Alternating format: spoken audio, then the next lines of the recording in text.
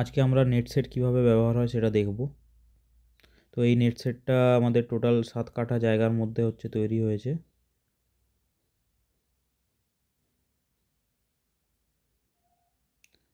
এটা হলো ইনলেট, এটা দিয়ে আমাদের ভেতরে জল দেওয়া হয় পাইপ সিস্টেমে। তো চলো আমরা ভেতরে আজকে যাই নেট সেটের।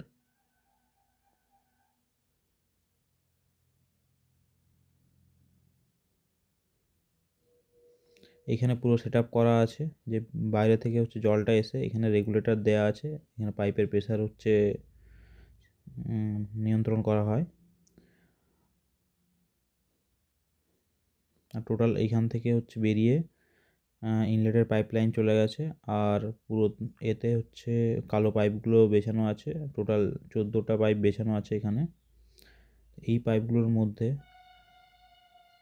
ছোট ছোট কিছু ফোঁটা করা আছে, যেখান দিয়ে জল বেরোয়। তো এইখানে জল 2 LPH হিসাবে জল বেরোয়, মানে 2 লিটার পার আওয়ার, প্রতি ঘন্টায় 2 লিটার জল।